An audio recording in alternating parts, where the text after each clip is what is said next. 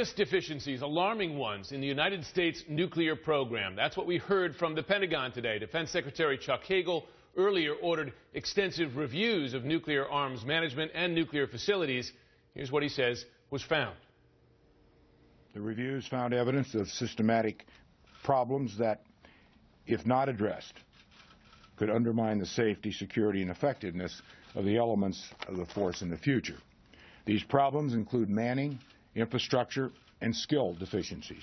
We must change the cultural perception of the nuclear enterprise, which has particularly suffered in the Air Force.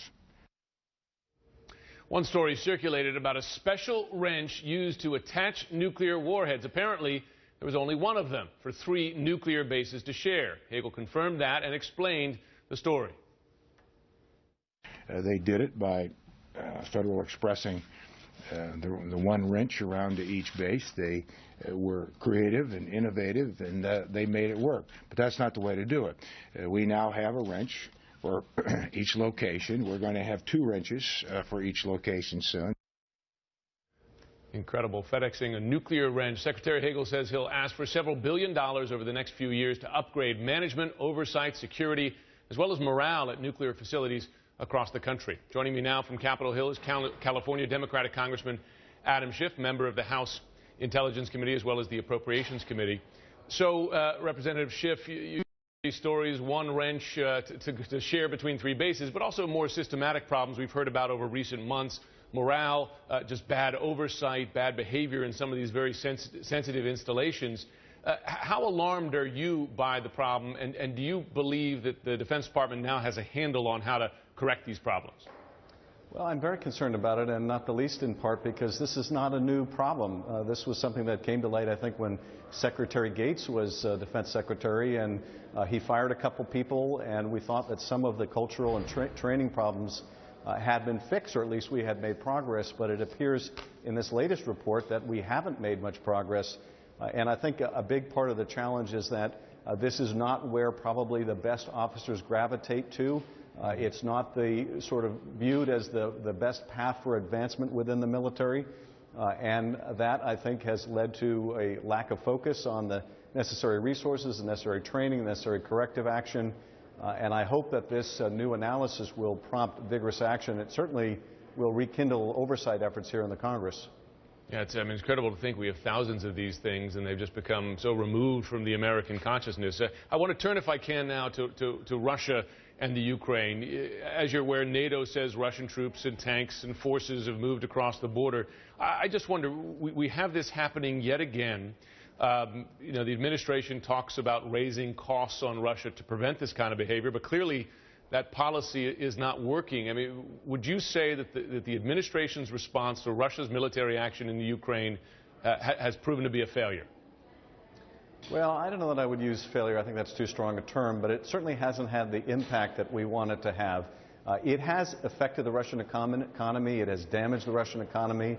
That's something we wanted, but it hasn't gone that extra step in actually changing Russia's policy very much, which is why I hope that we can work with our European partners to strengthen the sanctions, not simply, as I think they're intending to, merely add new names to the list of those individuals sanctioned, but broaden the scope of those sanctions.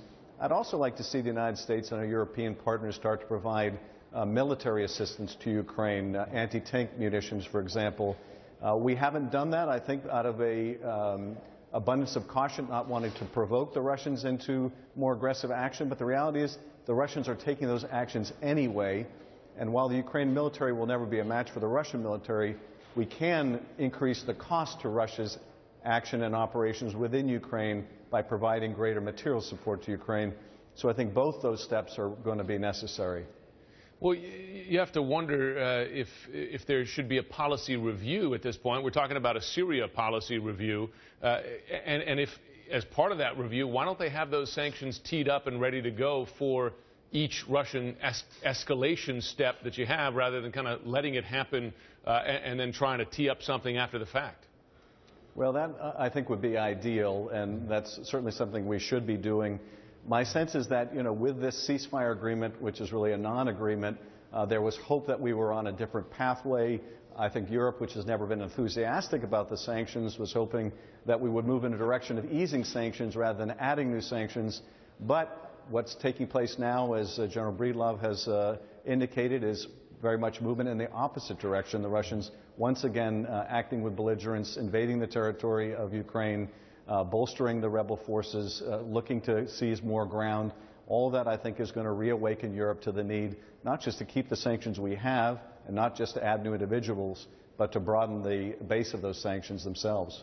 You're aware of the talk now of a review of Syria policy and the idea of adding Assad, the government of Bashar al-Assad, in effect to the target list, so you're not just looking to get ISIS, but also Assad. Is that something that the U.S. has the capability and commitment to do? I mean, it's already taken on a lot with ISIS, a war that we've been told will take years to accomplish that goal. How do you consider doing both things? You know, it seems like a very tall order. Well, it is a very tall order, and I think part of what makes it a tall order is that if we expand the scope of not just going after ISIS in Syria, but we go after the regime itself, it changes the nature of the environment in terms of Iran. Does Iran then become much more hostile to us in Iraq? Does it let loose its militias to try to bomb us with IEDs in Iraq as those militias did in the past? So there are a lot of repercussions from it. At the same time, we're seeing the real tensions and problems with the current policy when we have been undertaking these bombings of the Khorasan group, and that has alienated some of these so-called moderate forces that are wondering why we're going after al-Nusra, the al-Qaeda franchise that is so effective in fighting the regime. So there are real problems with the current strategy of only going after ISIS, and I think that ought to get us at least to review whether we need to broaden public efforts to go after the regime. I do think one of the more promising things that we're doing is Secretary Kerry's efforts to find some consensus in the region with our Gulf allies, with our Iranian adversaries, to phase out, transition out Bashar al-Assad, because I think that's key to ending the civil war and ultimately ending the space that ISIS has to operate in. Yeah, I mean, it's incredible to think we're in effect on the same side as Iran in Iraq against ISIS, and then on opposite sides in Syria with regard to the government of Bashar al-Assad. Thanks very much, Representative Adam Schiff on Capitol Hill. Thanks, Jim.